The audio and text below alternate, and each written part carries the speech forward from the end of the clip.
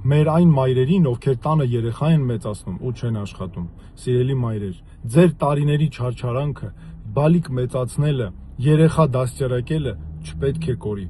Ձեր այդ բոլոր տարիները պետք է հաշվարկվեն աշխատանքային ստաժի մեջ, ամրագրվեն աշխատանքային գրքույկում, հետո հաշվի առնվեն աշխատանքի ընդունվելիս բարձր աշխատավարձի համար, հետագայում թոշակի համար, նաև այլ մյուս առավելությունների համար։ Կլինեն մարդիկ, որ կհարցնեն, իսկ ինչպես ենք նման բան մեզ թույլ տալիս, իսկ կարող եմ նման բան թույլ չտանք, դուք մեծացնում եք բժիշկ, զինվոր, ուսուցիչ, մեր երկրի համար, իսկ մեր պետությունը պարտավոր է ամեն ինչ անել ու գնահատել ձեզ։ Հա, նաև մի կարևոր բան, այսքան տարի ես միշտ լսել եմ տնային տնտեսուհի բառը ու երբեք չեմ ընդունել այդ բառը իմ մեջ։ Հիմա ես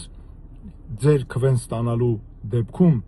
վերացնելու ենք ամբողջությամբ, այսինքն պետական քաղաքականությունից դուրս է գալու։ Դուք ոչ թե տնային տնտեսուհիներ եք, դուք հերոսներ եք, դուք մեր տան օջախը